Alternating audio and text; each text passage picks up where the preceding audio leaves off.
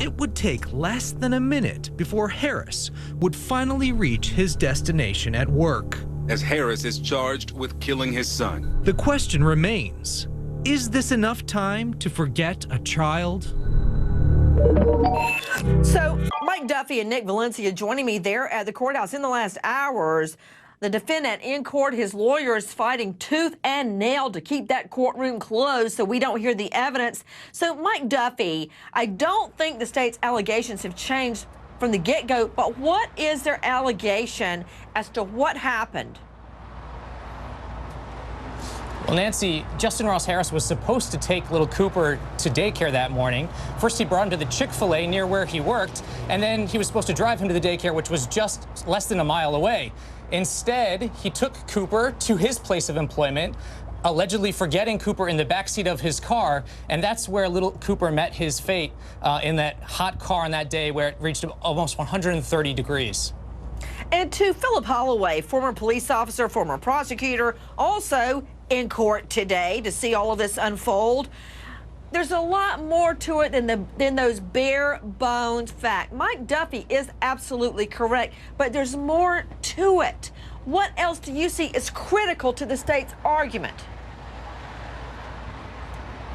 Well, Nancy, as you know, all we saw at the probable cause hearing last summer was just a preview of what the state's evidence was at that time. There was a lot of things that were developed since then. We have seen literally reams and reams and reams of information passed to the defense in the form of pretrial discovery materials. What is contained in those materials is what we don't know yet, and that's what will be developed during these motions hearings as they play themselves out in court and ultimately at trial. So we really don't know what the rest of the story is, but we will find out. I know one thing, and that is he actually goes to his car at lunchtime. All right? Remember that, guys? Nick Valencia, are you still with me? Doesn't Justin Ross Harris at lunchtime leave? He works for a Home Depot off-site at one of their corporate offices called the Treehouse. So he leaves his office, he goes out to his car. His child, I'm sure, is dead by then, right? He's been in the car at least 4 hours, and he does it. That's not only the point that the prosecution is making. Tell me about him going to the car at lunchtime with the baby in the car.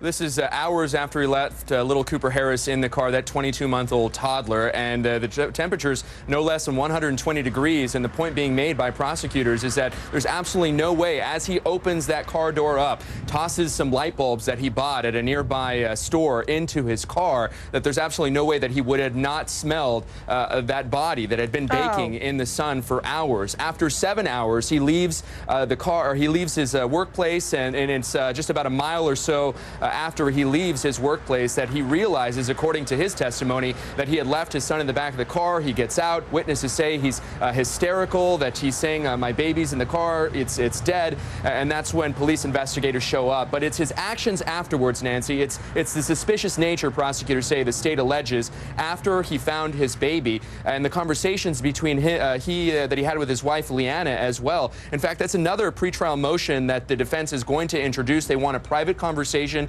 between Justin Ross Harris and Leanna Harris that they had while Harris was in custody. They want that thrown out. They don't believe that it should be part of this trial whatsoever. Put up Valencia, please. Nick, I'll tell you why that's not going to happen, okay? True, they were legally married. That's the mother of this little baby. True, they've got the marital privilege. Husband, wife, any communications between husband and wife, one cannot testify against the other in court, except in this jurisdiction and many others around the country, there's an exception to that. If it goes to abusing or hurting a child or abusing or hurting a spouse, you can't gag the spouse from telling the truth. So that is not going to fly.